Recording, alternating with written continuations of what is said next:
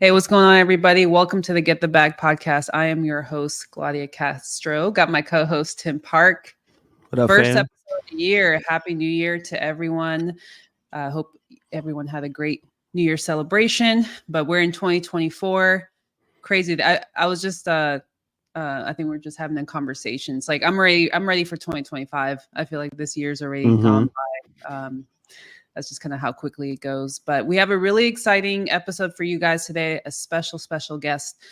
Before we get all into that, don't forget to like and subscribe. Follow us. We have our social media handles through IG, TikTok, all that stuff down below in the description. So always helps with the algorithm. And, we're just providing value to you guys every week. But without further ado, today's guest is Let's a go. dedicated real estate professional from Long Beach, the LBC. By day, she's navigating the intricate world of real estate, helping clients weave through the complexities of buying and selling properties with a specialty in accessory dwelling units, also known as ADUs. She isn't just a real estate expert. She's on a mission to educate both clients and real estate professionals about the ins and outs of ADUs. She has an awesome course coming out that she'll talk about. And she's also going to be speaking at a event. I believe it's the ADU Summit. Maybe she'll correct me this February out in LA. Let's welcome Stephanie Gutierrez. She's also my girlfriend. Welcome. What? Oh, look Let's at that. go. She rolled on in. She did. Well, after that intro, I think I'm done. I already introduced, yeah, she already gave you guys a whole recap of what my year looks like. But that was a really dope intro. Yeah. Thank you guys. Thank you, Tim, for having me on the show. This has been like a year in the making? Oh yeah, for sure. Yeah, we've been trying to coordinate. I also have a podcast, and so we've been trying to figure out how I could be on their show, and I'm glad to be part of it. So as Claudia mentioned, I am an ADU specialist. I'm a realtor, also podcast host, and a mom to a 10-year-old son. So yeah, I'm on a mission to just advocate about ADUs. I think at a very basic level. And before we get into what ADUs are, a little backstory on how I got into the whole ADU space was I've been in real estate for the past 10 years, but back in 2017, I was working with a lot of investors. My brother and I were closing about 70 to 80 deals. Most of them I was representing on the buy side, and most of them were investors who were looking at, we were already in a housing crisis at that time and an affordability issue at that time. So investors were trying to figure out how to cash flow. And so a lot of these properties that had 1,200 square foot homes on a 7,000 square foot lot, they were asking me like, what can I do to this garage, or what can I build in the backyard? And as a realtor, we're so wired to sell properties a certain way, or not really go out of our way to really educate ourselves. And so that's when I found myself not knowing enough about development, about the permitting process, about talking to the city to figure out what you can build. So I kind of just took it upon myself to find out what ADUs are all about. And in 2017, they were starting to take off. There was a couple of ADU projects with certain cities in LA. But really in 2020 is when it took off, because legislation just made it much more friendlier. And I can go into detail there, but that's a little bit about how I got involved in the ADU world. Yeah, because it's a whole world that not many people. I think now it's become a buzzword. I feel like now I'm seeing it around. Popular. But even when we got into real estate, I didn't even know what ADU was. And you were living in LA at the time, Tim, and then I was in California too. But I think we talk about it too. I think especially the Latinos. Like we've been using ADUs like renting out the garage, except it wasn't legally permitted. Well, that's really how it started. A lot of garage conversions in California were built up to code. There was a lot of fire hazard situations. There was a lot of families and tenants living under, certain like non-habitable situations. And so that's why I think the city was just kind of forced to say, hey, we're going to make this feasible for homeowners and somewhat affordable, which I'll talk about too, because now it's getting very expensive due to the demand. But when it first started and the hype started was because of that, because Latinos, I know so many people who built ADUs without permits. And so it's something that we've experienced in our culture. And so now I also advocate on that end to my Latino community on how to build the right way, not only for habitable reasons, but just overall appreciation, all the benefits to it, and building the right way. Yeah, so I know that I mean this is I'm just excited to have you on here because this is amazing because finally it's here. But Right. and you have an education part of it too, because you're educating like you're saying ADUs, making sure that those ADUs are permitted and then also safe as well too. So, can you talk more about like the development of that, and then also the investment, how significant the investment is on the decision of adding the ADU to that particular property? Yeah, so as you said, education for me is key, and that's what I Hmm. try to teach other realtors too, not just the investors or the clients that I'm talking to. Anybody that I'm educating on ADUs, start off with the education, empower yourself with knowledge so that you can make the right decisions, right? Based on the knowledge. I'm not here to sell you the product. I'm here to educate you on it. Of course, I'm a huge advocate of it because I think it solves a lot of the housing and affordability issue that we have. So as far as the process goes, you start off with the design phase, right? But before you even start with an ADU process, like getting an architect, getting a contractor to come out to your property and tell you what's feasible, you need to figure out financing first, right? So when you're going to acquire a property, financing has to be structured before you even buy a property, right? So same situation with ADUs. You got to figure out how you're going to fund the project before you even get anybody to go out to your backyard to tell you what the process is like. So funding is number one. And of course, funding is very, I wouldn't say difficult. It's getting a lot better now, but you have to get creative. So a lot of people are doing HELOC loans, private money, second loans, cash. You can tap into your 401k. You can tap into your IRA. There's different ways that you have to get, creative with as far as financing the project. Once you figure out financing, then now you reverse engineer what you're going to build, right? So if you have 200K to finance, okay, well, what can I build with 200K? Possibly a 2-bedroom, 1-bath, a 2-bedroom, 2-bath, and what is that going to rent for? And what is your payment going to look like? So the process itself is financing and then design. So you're going to figure out the layout, figure out plans, communicate with your architect back and forth, then get the permits approved. That's the next step. Once permits are approved, then the construction starts. And then once the construction is completed, then you have a finished product. And a lot of people are doing it for rental purposes. So I talk to a lot of investors. They want to make sure that it cash flows. But believe it or not, a lot of them are doing it for their family members. So you've got situations where you got a lot of baby boomers, right, who live in the big 3-bedroom, 2-bath in the front, and they don't need that much space anymore. So rather than selling their property, I also educate that they either pull some equity if the house isn't paid off for already and build an ADU in the back that's a little bit smaller. It accommodates to the elderly couple, and now they can rent out the main home, get more money, right, to rent out the front house, and now live in the back.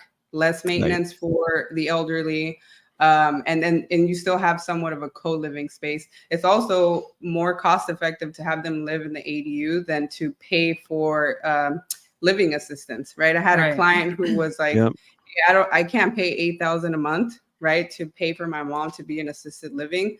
I'd rather get money out of her equity that she has in her home. Let's build an ADU in the back and then rent out the front house. So that a lot of scenarios like that. But yeah, the whole process in itself is a lengthy process. It's not a quick flip. So it's like development, but on a smaller scale. You can tap into 100%. development if you tap into ADUs for sure. It's a long game, right? So flippers who want to come and purchase a property and think they're going to renovate it and build an ADU in 2 to 3 months and get their money and move on to the next flip. It doesn't work that way. This is more for long-term investors who want to build wealth through ADUs. And that's at a very basic level, right? Building an ADU in your backyard. I don't even think what I said what ADUs are. It's technically I mentioned it a little bit in the intro, but please. Yeah. Yes. So it's basically a standalone structure or an attached structure to an existing lot, right? So most properties in California can build up to 2 now, because there was a few legislations in 2020 that happened that allow for you to now build a junior ADU, which is anything under 500 square feet, and up to 1,200 square foot ADUs. So when people think ADUs, they think a small little tiny house in the back. A lot of your houses in LA County, the 1950s built, these houses are smaller than 1,200 square feet. They're between 800 to 1,100 square feet, right? So you can build a 3-bedroom, 2-bath in your backyard. And that's like a whole ass house, basically. Yeah. So yeah, that's what it is in a nutshell. Yeah, I think that's really helpful, because I think a lot of at least the wholesale audience, again, I think there's ways that, you know, you can collaborate, but some things that you mentioned that stood out is like the educational aspect and coming in with value first. And I think you and I were talking about the script that you kind of have when like the realtors that are on your team have the conversations. It's not necessarily on a, hey, are you going to sell me your house? It's more on like, hey, have you thought, like giving them, coming in with options and coming in with value. I feel like that's where when you provide the sellers options, you're not coming off as salesy. And either way, it seems like it would be a win-win, because either you list it, they list it with you, or you can connect them with your connects in the ADU world. And then the other thing that also is, I know that is being talked about a lot, is on the multifamily side, is you can do the same thing. Like we've been talking mostly on the residential, like taking a single family home and adding, you know, the 2 ADUs, but you can also technically do that with multifamily. So if you have a 10 unit, you can convert it to, I forgot what the percentage was. 25%. Yeah. But yeah, technically I have a real estate team, and the real estate team, we're advocating to teach our clients. So when we're door knocking, cold calling, which I don't do much of cold calling, that's more what she does, and the team when they're starting off, I work more on the referral based system. But regardless of the system you're working on, you don't want to sound salesy or ever come across as like, oh, I'll sell your property for you, you know, or let me help you sell and buy this one. Or it's like you're too salesy. So I come at it from the ADU side. Have you thought of creating more passive income, or have you thought of creating more cash flow? Is there a way we can look at highest and best use for this investment, you know, that you're getting ready to purchase? When you're doing multifamily, there's what's called the 25% density rule. And I remember talking to Tim about it, and his mind was like, what? Remember when she had her box? I know. Exactly. We were talking about it while we were having tacos, and while I was beating people up. I know. That was fun night. Tax write-off, because we were having real estate conversations. But I was telling him about the strategy, and to me, it's second nature. Like I know about it because I'm in the ADU world, but a lot of investors don't know, right? Tim wasn't aware either that there's a 25% density rule that applies to multifamily. So if you have a 100-unit building, you can build up to 25%, meaning you can build 25 ADUs if it's feasible, right? If there's clear space. And you might think like, okay, how can you build 25 ADUs to a 100-unit building? It can be a combination of garages being converted, or you can build on top of the garage, or you can build in between clear space. And that's also something I do. You know, I do feasibility analysis, where we look at every aspect of the property and see what's highest and best use. You can convert storage spaces, you can convert gym spaces, office spaces, laundry rooms. So you can really take this this strategy at scale in multifamily. And places like San Diego have the density bonus rule, where it's like unlimited. So you can build even more than that. And if you go the affordable housing route, now you're talking more. So it can really get crazy with this strategy, but at a very basic level, I'll just leave it at that. But there's a lot, at least from what I'm seeing, a lot of investors are doing it And I know LA is a big market for ADUs, and it's just slowly expanding. I know you have connects in your network that are in different markets, different states. We're right now in Florida, which is it hasn't really necessarily boomed yet or hit. Not yet. But you know, it's I think this is where you know, I remember we were having the conversation on like, oh, what other realtors also specialize in ADUs, and you're like, I'm the only one. Or yeah, I don't think that. Well, now there are a few others that are starting to niche down. I've had a lot of realtors reach out to me like, hey, how can I start focusing on ADUs? And I just kind of share my story. Like, I didn't have a network. I didn't know anything about it. I just started like, I'm very active on social media, she'll tell you. So I'm good at marketing. That's my thing. And I just told myself, okay, I'm going to start going to there weren't ADU meetups at the time, but I'm going to start going to meetups. I'm going to start meeting contractors, architects, people who know this stuff. And that's when I met Cameron. He through Instagram, and he said, come and look at my project. And I just went to his project. I took time out of my day to go. I think that in itself, a lot of realtors aren't willing to do. They're not willing to give up some of their time to educate themselves and build a network. And then from there, I started doing meetups. You know, I've done like about 20 meetups now, all through like SoCal, really. And that's what's helped me now build that brand. So I have a podcast next week with a good friend of mine. She's a realtor in Vegas. She came to some of my meetups. She asked me like how she could start niching down. I told her just start shifting your content towards ADUs. And then slowly you'll start attracting that. And yeah, she's doing great now. ADUs are going to be a thing in Vegas because now legislation passed effective this year. So I just wanted to share that with my audience, right? Because I'm very ADU specific. So just kind of share that trend. And I think a lot of high density areas are going to have an ADU like ordinance. But places like Florida and other markets, it's going to take some time to catch up, but it is going to become nationwide, where now it's just standard ADU ordinance all across the board. They're even doing them out in Canada, Australia. I know New York has a program to incentivize homeowners to build.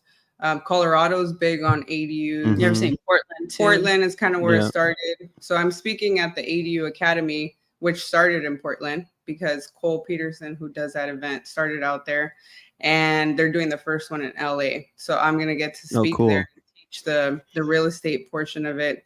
And what I'm teaching is like, how do you, as a realtor, right, position yourself in a way where now you have a niche, and how do you target investors? How do you speak to investors? I don't think a lot of realtors know how to do that either. Yeah. So it's just that, you know, just focusing on one thing and being good at it. I don't really try to think outside the box or do too many things at once. Yeah. I think that's one thing you've done really well, because not many people will go that niche down that far in terms of like ADU. It's such a small, but it's slowly growing. But you've kind of paved the way, like you said, creating your brand, and all this really in the last 5 years, you'd say. Or so? Really in the last 3, because in 2020 is when legislation really took off and made it like the hype just super went popular. Out. Right. Yeah. But I mean, San Diego, San Francisco, LA, all these high density markets are going to need a lot of ADU specific type of realtors or wholesalers or just people in the space to understand the strategy. And I believe in the future, if you don't know or understand the ADU process, you're going to be left behind in this type of market because it's going to become the norm. It already is. Yeah. Right. That was going to be a follow-up question I had that I don't think we had listed, but as a wholesaler, what other ways that we can help each other out or, you know, make money together if we came across a lead where it's like, hey, they're not necessarily interested in selling, but they have the potential, they have the lot size, and maybe are looking for cash flow. Well, it can go 2 separate ways, right? As a wholesaler, maybe you have the opportunity, or let's say they're not thinking of selling, right, at all. Well, maybe you open up their mindset to maybe potentially build in the backyard. Now you've serviced the client without really having to buy it from them. They're going to appreciate the fact that you help them think outside the box. And you can get paid a referral fee by working with one of our builders or architects. And it's a win-win. You get paid by helping them build, and then they get to grow their portfolio by meeting you. And then what happens is if you follow up with these clients and keep in touch with them, they may want to buy another property that has ADU potential, because now you've opened up their mindset to, okay, well, they helped me build this one.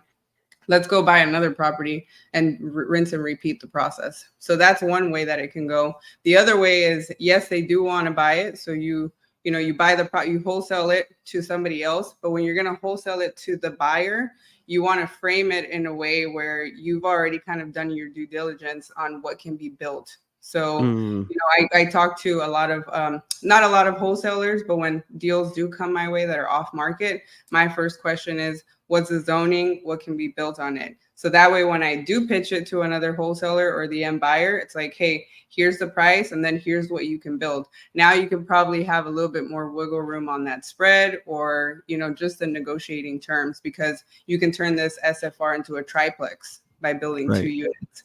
So then you take into consideration that income, that appreciation, depreciation, and it just most of the time makes sense. Now it's much more attractive deal, right?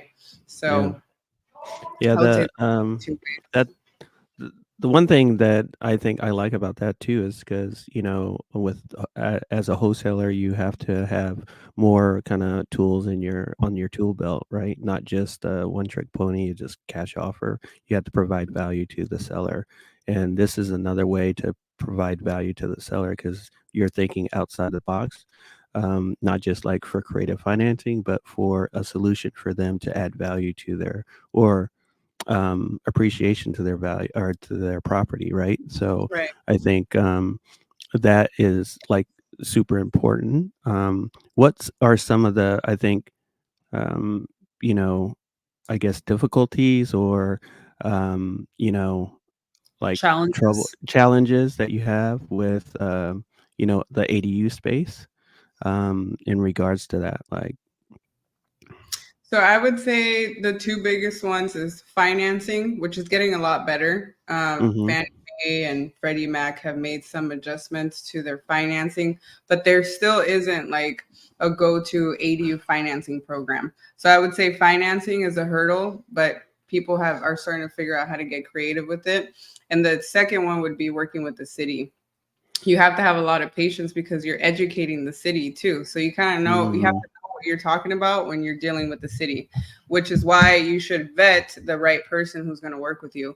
The reason why I also started niching down into ADUs was because I met a lot of scammers at the beginning who claimed that they did ADUs, and they're still out there today, and I see them all the time on Instagram. So when I talk to clients, I always let them know, like, vet these people. Go to their job sites, look at their type of work, talk to past clients, go to their Instagram. And even sometimes you can't just look at their Instagram and go based off that, because that can be, that can deceiving. Also be, and very deceiving.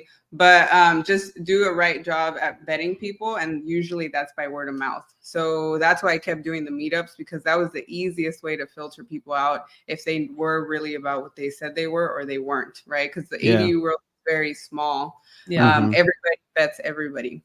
That was going to be my comment too, is like you've really built out that specialist role in these last couple of years where you're now the go-to person. I think obviously that's through the hard work in those 3 years of like building your brand and building your network, to now like wanting to transition to like the course that you're setting up and with ADU Academy coming up in February out in LA. I don't even know if there's any tickets left, but like talk to us about this course. Like if anybody is interested in learning. Yeah. So like you said, right now it's the last 3 years or 5 years worth of work plus the 10, right? Because right before the ADU world, I had property management experience, which has now helped me analyze deals, HOA management experience, team management experience. Like I've been on the management side for a long time, that I think all that combined with everything has helped. But I think it's like putting in the work for a certain amount of time to then see the fruits of your labor. A lot of people aren't willing to do that. They kind of want to just for it to be quick and easy, like these flips. But with the course, the goal is to educate realtors and brokers It is going to be for investors too, but I will say that this first course that I'm rolling out with is going to be geared more for realtors, because that's where I get more of my lead flow, one, and two, I just think we need something like this. I'm a realtor too, and I have a team, so I know what's needed in the market, and you need a course that sort of helps you structure a team, right? In the wholesaling world and the real estate world, you need your title rep, you need your escrow rep, you need your lender, you need your wholesaler, right? That's like your team there. And in the ADU world, same thing. You're gonna need architects, you're gonna need contractors, you're gonna need structural engineers. So you have this whole team that I've sort of already developed through my network, and I'm sharing that through the course, along with like my whole systems and processes on the back end, with meetups, with investing, how to talk to investors, right? How to source deals, what to look out for. So it's a lot of that. Is really sharing my journey and what's worked for me. And the academy, there are tickets for the academy still. I have a 10% discount code for you guys who are interested. Yeah, we'll drop that in the description. It's a full day event, and what that basically is, it's open for all real estate professionals. It's going to be in Culver City, February 9th. And it's a full day event. At the end of the academy, you have the opportunity to take an exam, and if you pass the exam, you essentially become ADU specialist. What? And then the following day, it's an ADU tour. So that's really dope too, because it's hard for us to showcase ADUs because one, you're dealing with the tenant or with the homeowner. Nobody wants 50 people outside their house. Right. So it's very hard to coordinate, right? It's very hard to coordinate tours. So we're having a tour on Saturday from 10 to 3. And I think that's probably the best way. Like if you're thinking of either getting started in ADUs, you want to kind of learn about it so you can share that with your potential investors, or just have that added skill set, I would encourage you guys to go on Saturday specifically. If you can't make the academy, definitely go to the tour, because you'll get to see a lot of different projects. I love it. Yeah, we'll definitely drop the link to the academy, and also to the course, maybe a little, if they are interested. Yeah, get a little hookup. I got the plug here, so exactly. Just send her a message. Yeah, and then we'll make it. Share the link. We got it. I know we're approaching the end here. What's kind of maybe it's like a grouped in question, like what's kind of the next step for you? Obviously you and I talk. I would hope so. And talk about kind of like the future, but what's the future for you? And then also like, what's the future for ADUs that you see in the next couple of years? Well, on the personal side, we just had our first business plan meeting. So she kind of knows a lot. And it's a lot of shared goals. I think that's important. Like whoever you're going to share life with, business, you kind of have to be very transparent, not kind of, in how you want your life, or what you want your life to look like. So for me, it's a lot of traveling, homeschooling my kid, us traveling, doing what we like to do, which is work with dope people. Like I don't want friction. I really want to be intentional this year and make deals happen with people that are like-minded, where it just doesn't even feel like work. You know, it's just it flows naturally. And then I also want to become an ADU advocate nationwide. So I want to be the go-to person, and then have like boots on the ground in every state. That's sort of my vision. Yeah, be bi-coastal. Yeah, that's a couple of things. As far as ADUs and what I see them in the future, I think I kind of talked about it throughout the podcast. It's going to be high demand, especially in high density areas. So if you're talking to investors or you're thinking of investing, I would look at high density areas with the intention of building ADUs, because it only makes sense. Wherever there's more people, there's more renters, there's more housing needed, right? But out in the boonies, you're not going to need ADUs, at least not now. Right. But at some point, you know, you will. I think they're going to get more expensive. So if you, again, are talking to investors or looking to invest, I would jump on it this year, because it's going to get more expensive to build because of the demand. It's simply supply and demand. So higher prices, higher demand. But I think it is going to help solve a lot of the affordable housing. I love it. Awesome. Real quick. Are you doing more meetups in LA or in Florida? as well? Both. So this year, my goal is to do 4 meetups in LA. We definitely want to do one out here. We haven't really, we kind of talked about dates, but we don't know yet when. I do have a network out here that I've been talking to. And you're working on your real estate license. And I'm working on my real estate license. So I think once I have my license out here, I'll definitely be able to do more. But yeah, the goal is to do it here. I also have one in Vegas that I'm planning for sometime this year, probably towards the end of the year, with the other realtor that I was talking about earlier. So yeah, 4. I was doing a lot of meetups in the past 3 years. I think this year I really want to just be intentional with my time. So I'm not going to be speaking at every event, and I won't be hosting as many events. Yeah. Right. But if you haven't checked out her meetups, they're amazing because you learn something every time you go.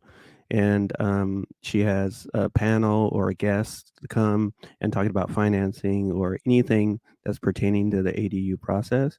And it's definitely beneficial for realtors, wholesalers, anyone that's looking to add ADU to their business or their property for sure. So yes, absolutely. And I realize I have my handle. That's not her handle. So hers is at sells, Steph sells underscore, yeah. So we'll put that in the show notes as well. But before we go, what's one thing you want to leave the audience with? It can be inspirational, whatever. Well, I guess my hashtag is always hashtag be intentional or intentional living. I don't even remember my own hashtag, intentional living, which means just move intentionally with everything that you do, like where you spend your energy. She knows I'm very, very intentional with my time, which is the only way that I'm able to get as much done.